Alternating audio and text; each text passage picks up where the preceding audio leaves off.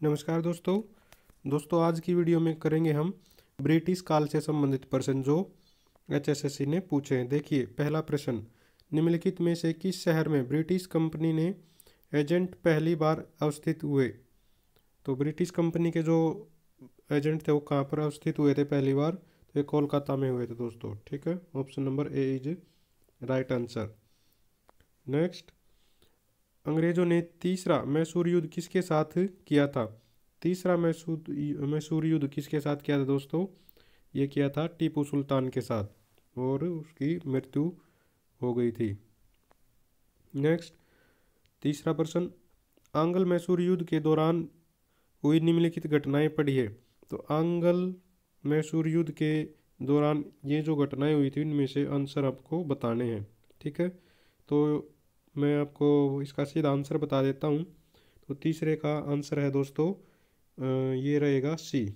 Okay, 1799 ईस्वी के युद्ध के दौरान टीपू सुल्तान की राजधानी मैसूर थी। और तीसरी में जैसे 3 और 4 है और नंबर 4 भी, युद्ध के बाद राज्य दो भागों में बट गया था, एक ब्रिटिश के अंतर्गत और दूसरा मैसूर राज्य के अंतर्गत। तो option number C is right answer. Next, Buxar का युद्ध कब हुआ था। तो बक्सर का युद्ध दोस्तों कब हुआ था, काफ़ी फेमस युद्ध है ये भी। ये हुआ था 1764 ईस्वी में। ठीक है, 1764, 22 अक्टूबर 1764 ईस्ट इंडिया कंपनी और भारत के मुगल बादशाह शाह आलम द्वितीय के बीच में हुआ था। साइमन कमीशन को कब भारत भेजा गया था। तो साइमन कमीशन को कब भारत भेजा गया था, तो यह है ऑप्शन नंबर बी 1928 ईस्वी में। ठीक है, 1928। नेक्स्ट, नंबर 6, 19वीं सदी में ब्रिटिश शासन के अंतर्गत शहरीकरण के संदर्भ में निम्नलिखित में से कौन सा असत्य है।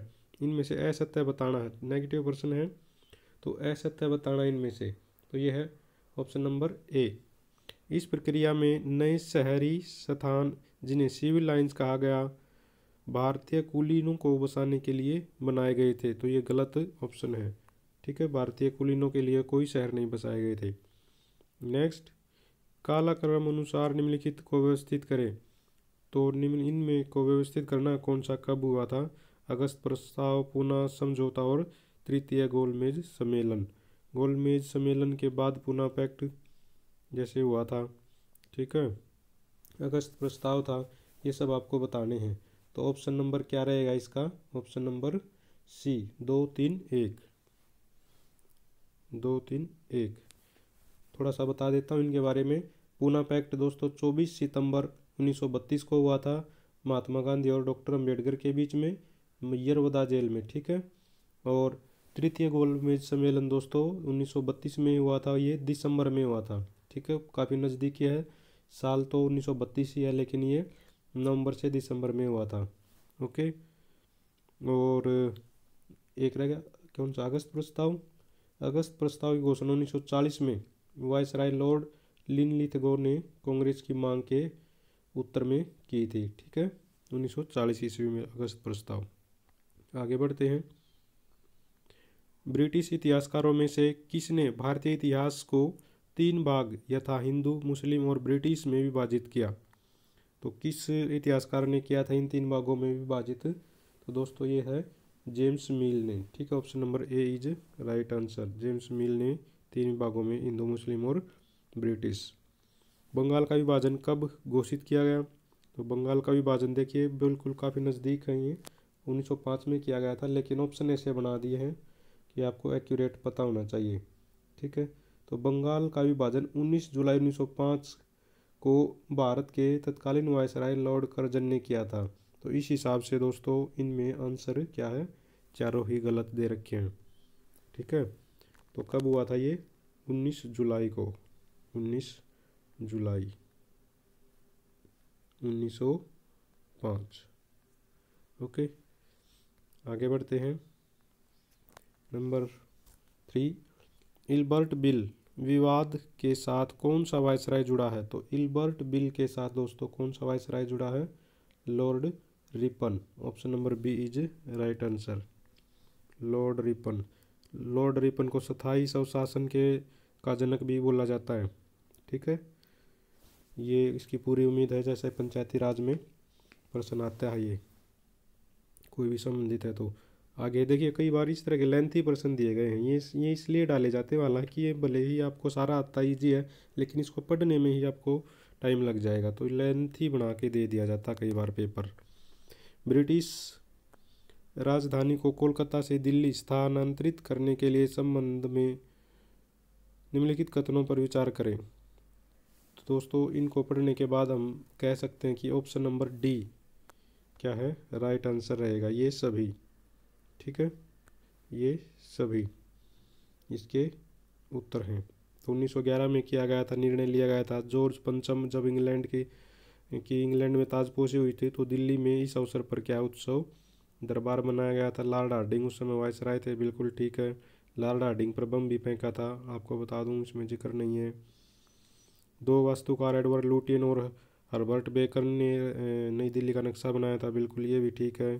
संरचनाओं को पूर्ण करने में 20 वर्ष लगे थे, ये भी बिल्कुल सही है। ठीक है, आगे बढ़ते हैं। सिविल सेवा किसके शासनकाल में प्रारंभ की गई थी? बहुत ही महत्वपूर्ण प्रश्न। सिविल सेवा, तो सिविल सेवा दोस्तों लॉर्ड कॉर्नवालिस के शासनकाल में शुरू की गई थी। ठीक है, आज भी सिविल सेवा होती है ना, जैसे IAS है ना, इस तरह की सेवाएं। तो 1793 ईस्वी में सिविल सेवाओं, नागरिक सेवा जो होती है, ठीक है, इसकी शुरुआत की गई थी लॉर्ड कॉर्नवालिस के द्वारा। ओके, और लेकिन एक और बात बता देता हूँ थोड़ा सा इसको विस्तार से। भारत में सबसे पहले सिविल सेवा को वारन हेस्टिंग्स ने, ठीक है, वारन हेस्टिंग्स ने आरंभ किया था, किंतु लॉर्ड कॉर्नवालिस को भारत में सिविल सेवा का जन्मदाता माना जाता है।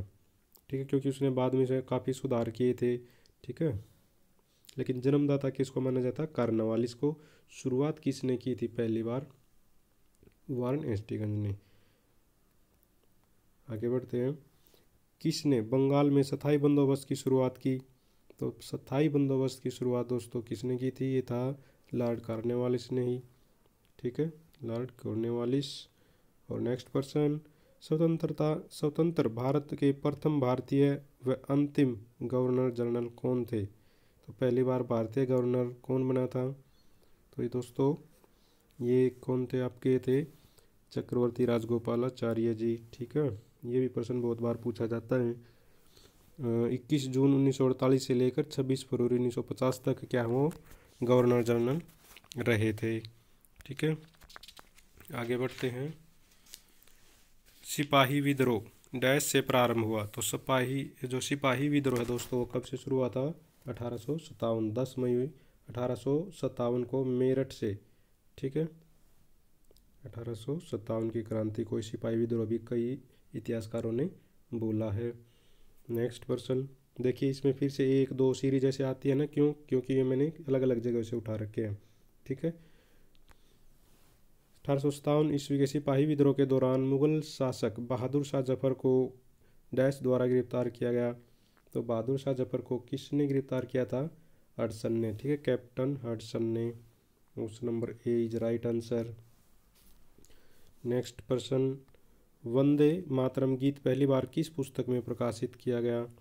तो वंदे मातरम किस में किया गया था? आनंद मठ में।